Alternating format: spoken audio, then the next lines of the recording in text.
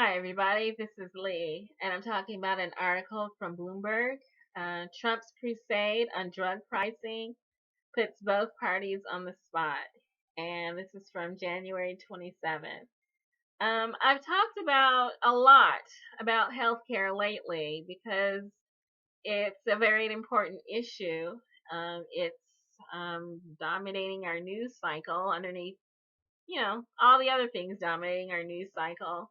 The repeal of the Affordable Care Act, the defunding of Planned Parenthood, the Mexico gag rule, the attempt to create a new healthcare package, and then, all sorts of bills coming through at the federal level, and then in state legislatures as well. But this article is about Trump and the fact that he is fully supportive of pushing legislation that will allow Medicare to negotiate prescription drug prices. And so currently that's prohibited by law. But Donald Trump wants to change that. He's been changing so much else. Why not? Actually, it's good. I fully support his stance on this. The fact that unfortunately Bernie Sanders' bill to lower the price of imported drugs from Canada was defeated in the Senate, despite Donald Trump speaking out in support of that. Hopefully, this will not end up the same way that this effort to negotiate lower drug prices for Medicare will pass both houses and get signed by Donald Trump. And it'll be interesting to see where the votes line up because people are watching. The first effort at the imported drugs from Canada, that was the first effort, and it laser focused everyone's eyes on the Congress. And so definitely people will be watching to see what happens with this attempt to negotiate for Medicare drug prices. And so the one person who's already spoken out against the possibility of negotiating drug prices for Medicare is Paul Ryan. It's House Speaker Paul Ryan. I've spoken about him several times, and it's what it is. He's who he is, and what he is politician who accepts quite a bit of contributions from the healthcare industry.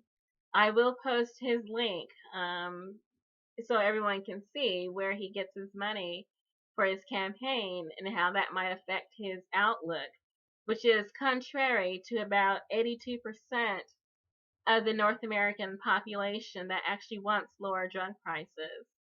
For some reason, Paul Ryan is saying, hey, you know what? That's interfering with, the cost of doing business and, the free market. So Paul Ryan is not representing his state. He's not representing the North American public. It begs the question of who is he representing?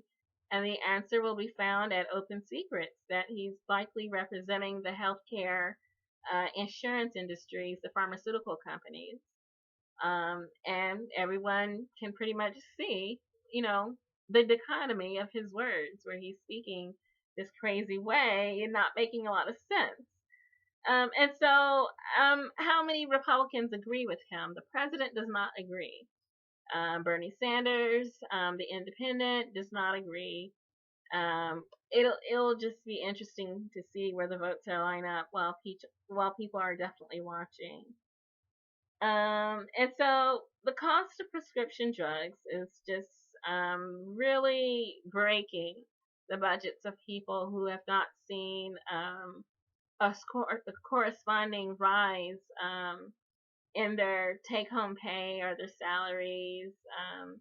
Their insurance premiums are increasing. The price of drugs are increasing. And so there's just been so many medical bankruptcies that people are just at the breaking point. And so we'll soon get a chance to see, I'm sure, if Bernie Sanders sends that bill through the Senate to the House and then hopefully on to Donald Trump.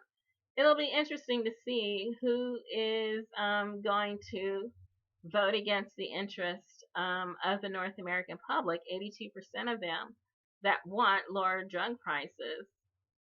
Who's going to vote against them, and then who's going to vote with the pharmaceutical industry. We've seen it once before.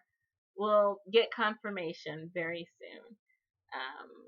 And I think we'll be watching also, let's see, who else are we going to be watching? Mitch McConnell, who also gets quite a sizable amount from the healthcare industry, the insurance industry. And we'll be watching Cory Booker too to see what his votes are. Good luck.